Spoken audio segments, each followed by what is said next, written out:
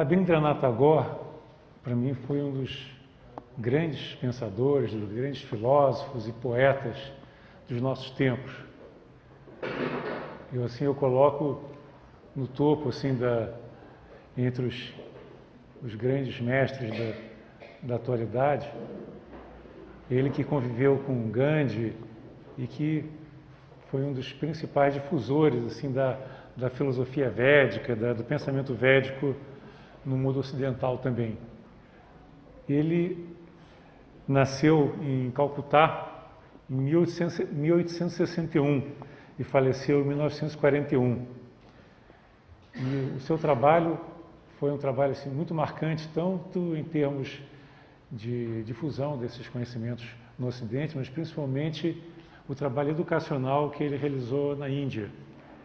Ele fundou em Bolpur, que é também na região do Bengal, na Índia, um ashram, uma escola chamada Shantiniketan, que quer dizer Morada da Paz. E essa escola foi uma escola em que as crianças eram formadas para se prepararem não só para passar em exames, mas se prepararem para a vida. Então, o trabalho do Tagore foi de ensinar valores, ensinar a filosofia védica e transmitir para os jovens e também para as suas famílias indiretamente uma visão de mundo de integração com a natureza. A tônica do trabalho do Tagore foi sempre essa de integração com a natureza. De certa forma, ele precedeu essa visão ambientalista, ecológica, que é tão popular hoje.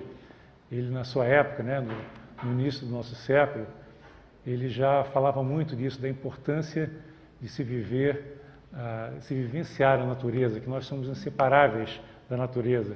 Essa visão holística, integrativa, está muito presente na sua obra. E ele escreveu um número grande de livros, escreveu muitas poesias, escreveu dramas, escreveu prosa e diversos livros filosóficos. Um deles é chamado O Significado da Vida, que é um livro na qual eu vou me basear para essa palestra, E ele também tem um outro livro importante que chama Religião do Homem, que também já foi publicado em português, eu tenho a impressão que agora está esgotado. Mas a obra que o tornou mais famoso é uma poesia chamada Gitanjali, que foi publicada inicialmente na Índia em 1909 e posteriormente foi traduzido para o inglês em 1913. E foi nesse mesmo ano que ele ganhou o Prêmio Nobel de Literatura, o que o tornou uma pessoa muito conhecida até hoje aqui no Ocidente. O Yeats, por exemplo, que foi inclusive um teosofista inglês, um poeta, um escritor muito conhecido, ele elogiou muito a obra do Tagore, inclusive fez um prefácio para o Gitanjali, colocando que realmente o trabalho do Tagore se destacava muito da maioria das poesias que se encontravam no Ocidente por ser uma poesia muito vivencial, uma poesia mística, uma poesia de integração com a natureza e de muita sensibilidade. Então, no final dessa nossa palestra de hoje, nós vamos ler algumas poesias, alguns trechos desse livro Gitanjali, que para mim é uma das obras mais fantásticas da nossa literatura, é de uma sensibilidade fantástica, Bom, então, nesse livro, O Significado da Vida, Tagore inicia comparando a maneira de ver do mundo do indiano, do hindu, com a maneira de ver o mundo de nós ocidentais. E ele coloca que desde a invasão ariana, que segundo consta ocorreu em torno de 5.000 a.C., aquele povo que deu origem a essa tradição védica sempre teve um contato muito próximo com a natureza. Eles se instalaram perto dos rios, inclusive o rio Indus foi um dos rios onde essa civilização védica começou. E eles procuraram as terras mais férteis e as terras onde havia mais abundância de água. E eles passaram então a viver e prosperar em ambientes de bosques, de florestas. Então a sua filosofia, a sua mensagem está muito ligada a essa visão de integração com a natureza. E eles perceberam, na medida que eles viviam integrados à natureza, que a sua vida não teria significado se não fosse essa profunda fusão, essa comunhão com a natureza, com todos os seres que habitam as florestas, que habitam os campos, habitam os bosques, os rios.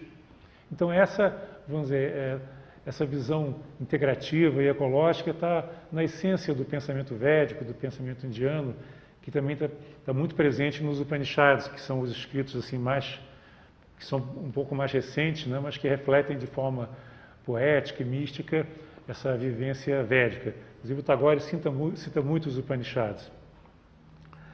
Então ele diz que essa civilização que deu origem à civilização védica, né, tinha um contato muito próximo com a natureza e se diferenciou bastante então da civilização ocidental que cresceu em fortalezas, né? Você vê na origem da nossa civilização, especialmente na era medieval e um pouco depois, você tinha cidades que eram cidades fortalezas, né? Que tinham muralhas à sua volta, tinha aquelas pontes levadiças, enfim, as cidades estavam isoladas do mundo, né?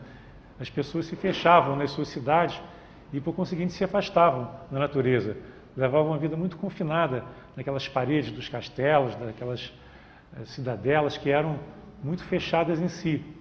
Isso fez com que a mentalidade do homem ocidental acabasse por desprezar a natureza, ver a natureza como algo hostil, como algo a ser conquistado. Então, enquanto na Índia a civilização prosperou dentro das florestas, em harmonia com a natureza, no Ocidente ela teve assim, um afastamento gradual da natureza e criou-se então um sentido de que era necessário conquistar outras civilizações, conquistar outros povos e conquistar a própria natureza. Enquanto que os hindus, eles não tinham essa índole belicosa, não tinham essa índole de buscar conquistas, porque eles sentiam que a natureza já era parte de si. Então eles se dedicaram muito mais à conquista da sabedoria, daqueles bens interiores do que a bens exteriores, do que a posses exteriores. Eles não tinham aquele objetivo de se apossar de mais terras, de mais territórios, de conquistar outros povos, de sair, né, guerreando e ocupando territórios e com isso gerando guerras.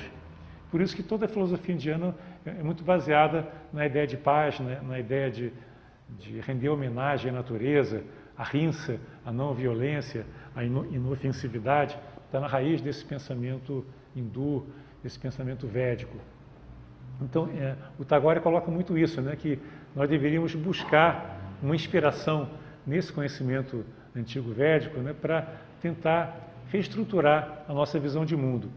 Isso, de certa maneira, já está ocorrendo com a difusão dessa visão dos Upanishads aqui no Ocidente, a visão do Yoga também, que busca mostrar que o objetivo maior da nossa vida é a integração, é a união. E isso está faltando aqui no nosso pensamento ocidental, que é muito cartesiano, que é muito separatista, que é muito dualista.